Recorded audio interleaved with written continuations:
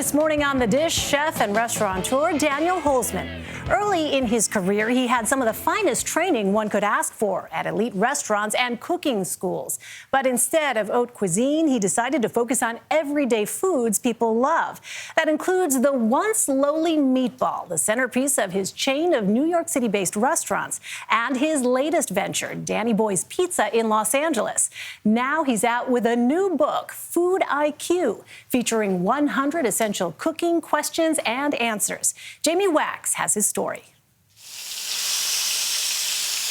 Now that's an ideal patty shape and size. I think that's an ideal patty shape and size. I really do, because we're going to have two of these, remember? Yeah. Chef Daniel Holzman finds inspiration everywhere, even in a perfectly cooked cheeseburger. We're just going to double lift them off right on top of that bun bottom. That's like a 5-minute bundle of joy. My God, that's good. And though he's best known for unpretentious, crowd-pleasing cuisine, he developed his skills in some of the most refined French kitchens in the world. I mean, you started out as a kid in high school in New York in the kitchen of Eric Repair at Le Bernardin. My best friend's father was the maitre d', got me a job there. I remember my first day, Eric interviews me, and he was just an absolutely extraordinary mentor. And I learned so much about discipline in life, love for food and respect for people. Qualities he took with him to the Culinary Institute of America and into the kitchen of another famous French chef, Jean-Louis Paladin. So my goal was to be on the cover of Food magazine, 4-star fancy chef. And at some point I realized that the people that I love and hang out with and care about can't afford to eat this food. And I want to cook food that speaks to me. So, there's no reason that a hot dog, a meatball, a slice of pizza shouldn't have the same level of quality as a fancy steak or a piece of fish at a fancy restaurant. In 2010, a life-changing opportunity presented itself. You were out west and you get a call. How did the Meatball Shop start? So my best friend, Michael Chernow, he calls me up. He says, I want to open this restaurant. I want you to be the chef. And at the time, I had not intended to move back to New York at all. The Meatball Shop was exactly that moment when we said, we're going to give up our goal of being fancy chefs, our goal of being in magazines, and we're just going to try and give something back to the community and maybe open a restaurant that speaks to us. Holzman grew up in New York City. His first love for cooking came from inside his home.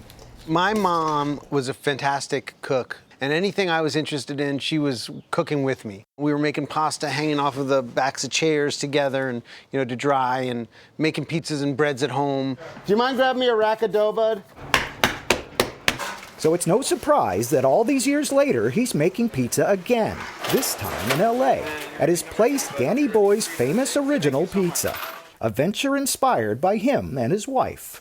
We were sitting on the couch and we had had a few drinks the night before, and we're thinking, what are we craving? A slice of pizza. And there's so much great pizza in Los Angeles, but there wasn't an example of that childhood memory of great New York style pizza that satisfies your soul in a way that nothing else can, right? And so that's what we set out to do, open a great New York style pizzeria, nothing more.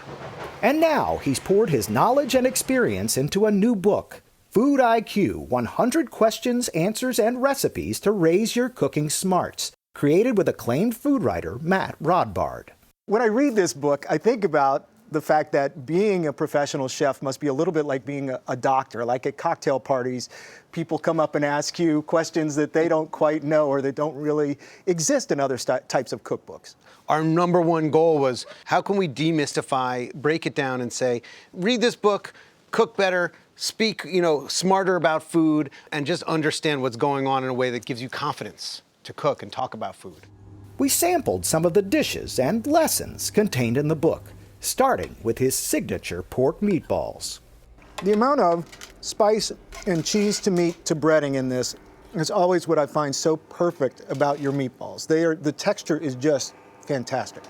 I feel like folks, they think meat's the most expensive, meat's the best, so I'm going to put a lot of meat in there. And it's counterintuitive, but the more bread, the more filler, kind of the better. Other dishes included spaghetti aglio olio. Excellent, simple ingredients. The brightness and the fresh flavor of the finer olive oil you use, as you say, as the sauce, basically. It's garlic and it's excellent olive oil and cheese. Crispy roasted Brussels sprouts. Brussels sprouts have very little sugar, and so you can really cook them until they're almost burnt, and it brings out the sweetness. Whole salt roasted onions. The sharpness you get in an onion comes from sulfur, and when you cook the onion, the sulfur dissipates and you're left with the sweetness. And for dessert, classic chocolate chip cookies. How's it going, guys? What can I get for you? And though he still has plenty of questions, Daniel Holzman just might have found the answer to what brings him satisfaction in life. Right now I'm making pizza and it's making me happy. I know it's a crazy thing to say, but I go in there every day, I stretch pies, I put the sauce on there, I watch the cheese melt, I feed it to people, it makes them happy. It sounds very pure. In most jobs, in most things in life, it takes years to see anything come to fruition. The satisfaction that you get from finishing a project, like just washing the dishes. You're done, they're clean, you put them away, and you think, I've accomplished something in my day. I get to experience that 300-400 times a day. Every single customer that walks in gets a slice of pizza. That feedback loop is so tight that, I don't know, for me, that's kind of all you need to feel happy. For CBS Saturday Morning, Jamie Wax, Venice, California. Very nice. Very nice, because already I'm almost done. So we typically wait until after the piece airs to start eating. I know. Elaine and Michelle, and then I had to join you too. Like, you guys are immediately digging in. 15 seconds, it was great. Oh, I didn't realize there was formal protocol involved, Jeff Glor. No, Jeff's always so delicious and yummy. Look at this, though. It's right? spectacular. Didn't this look great? Marcy, thank you for all this. Thank you, Marcy thank you. Waldman. Marcy's here helping to the dish master. Yes. Coordinating all this. Wow, it looks really great.